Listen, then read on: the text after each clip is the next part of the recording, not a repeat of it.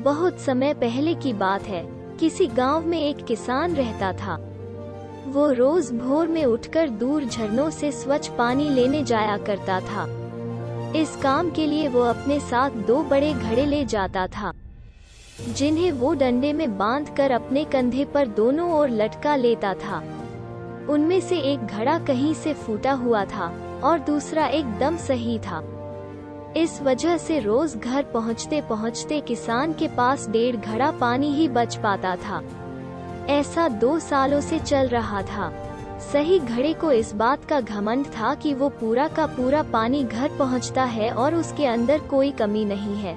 वही दूसरी तरफ फूटा घड़ा इस बात से शर्मिंदा रहता था कि वो आधा पानी ही घर तक पहुंचा पाता है और किसान की मेहनत बेकार चली जाती है। फूटा घड़ा ये सब सोचकर बहुत परेशान रहने लगा और एक दिन उससे रहा नहीं गया। उसने किसान से कहा, मैं खुद पर शर्मिंदा हूँ और आपसे क्षमा मांगना चाहता हूँ। क्यों? किसान ने पूछा। तुम किस बात से शर्मिंदा हो?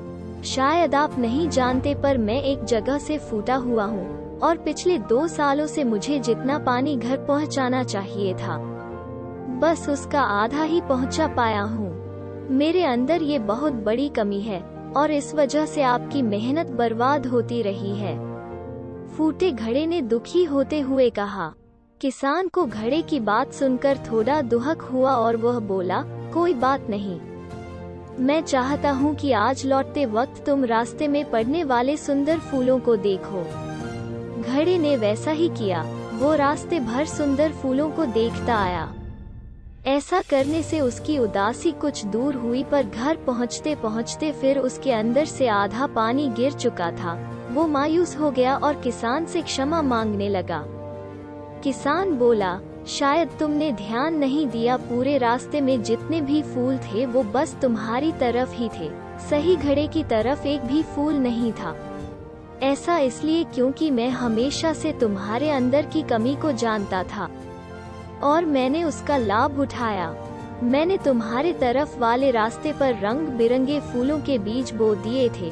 तुम रोज थोड़ा थोड़ा करके उन्हें सींचते रहे और पूरे रास्ते को इतना खूबसूरत बना दिया। आज तुम्हारी वजह से ही मैं इन फूलों को भगवान को अर्पित कर पाता हूँ और अपना घर सुंदर बना पाता हूँ। तुम ही सोचो, अगर तुम जैसे हो वैसे नहीं होते तो भला क्या मैं ये सब कुछ कर पाता। दोस्तों, हम सभी के अंदर कोई ना कोई कमी होती है, पर यही कमियां हमें अनोखा बनाती हैं।